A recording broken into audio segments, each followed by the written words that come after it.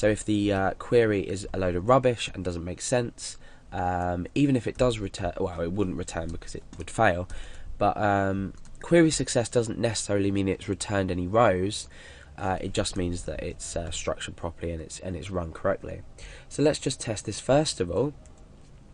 You'll see that we've got query failed. Okay, so let's see what could be wrong. Okay, I've included this extra comma here, which I didn't mean to. So now let's refresh. Query success. But now you can obviously see if we do something like an extra comma, or say we don't include an extra little apostrophe on there, we'll return a query failed. So you'll know now if your query has worked or not. What you can also do is if the query has failed, you can return the specific error. So what we can do is echo MySQL error, and that is of query run. So what we can do is we can refresh, and this is a success. However, if we do something like add an extra comma in and we refresh, we get this MySQL, oh no, not valid. Okay, yeah, sorry.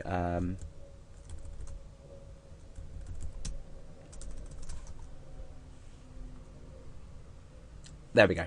So you don't need to supply an argument in here, it's just MySQL error. And what this will do is this will pick up the error from the last query run. So else echo MySQL error. Now let's read this. You have an error in your SQL syntax. Check the manual that corresponds to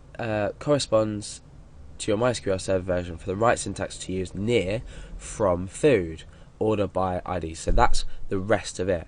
So what we can determine is just before from food, we've got this comma. So we can delete that, we can refresh, and our query's worked. So now that our query's worked, we need to grab the data of our query and display it. So the best way to do this would be to use a loop, because we have multiple rows to return. If you look, we've got pizza and salad. Query is just going to return, if you were to just echo out the values, it's just going to return one of the rows. But what we want to do is we want to return all of the rows. So we do this using a while loop. And inside our condition for the while loop, we need to reassign we need to assign a variable, and we need to create an associative array from our results. Now remember, an associative array contains a key, which is in a textual form, and a value. In this case, an associative array returned from this, the keys will be ID, food, calories, and healthy and unhealthy. Or in the case of our query, we're just selecting food and calories, so our associative array will contain the key, food and calories, and the value will be each one of these. So, well, it'll be this one first, then this one.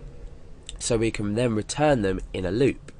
So what I want to do is I want to say while row equals MySQL fetch, it's said assoc, I guess, but this is actually short for associative. So MySQL fetch associative, and we reference the query that's been run. So we've executed our query here. Here what we're doing is grabbing an associative array of our data and assigning it to the array that's named row. Okay, we'll even call this query row. So query row is now an array because we've grabbed our data from our query as an associative array and put it into this variable. Okay, so now let's see what happens when we run the code, and it will be nothing. So nothing's happened, so we haven't failed, but we've created this while loop in which we can echo out the data from each row. Now how do we do this? Usually for best practice I reassign the variables. So what I do is I say food equals, and we need to now take an element of the array, so we need to say query row food, and I'll do the calories and then I'll explain this.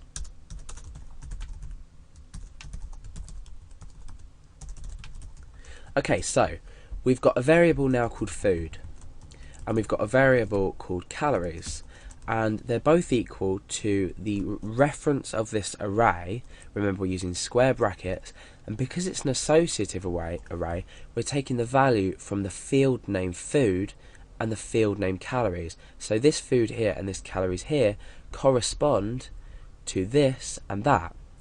The first time round this loop, food is going to equal pizza, and calories is going to equal 1000.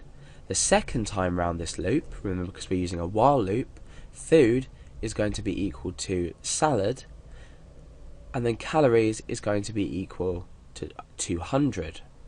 So all we do now, let's run it first to make sure we don't have any errors. Always good to check as we go along. Nope, no errors returned. So let's say echo food, a break. In fact, no, we can say food has calories. So we're just basically concatenating on text between our variables. So, and then we can break down.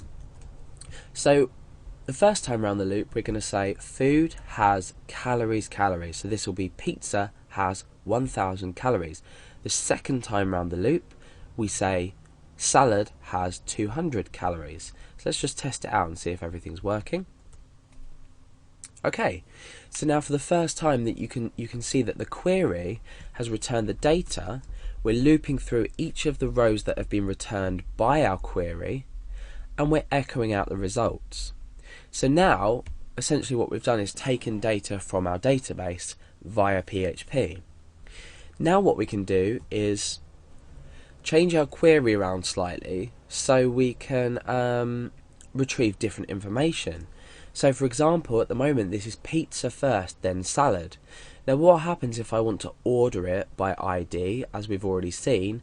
I want salad to come first, then pizza. I want the last added row to come first. So that's simple, we just modify our query up here. Order by ID descending. So we're ordering in descending value.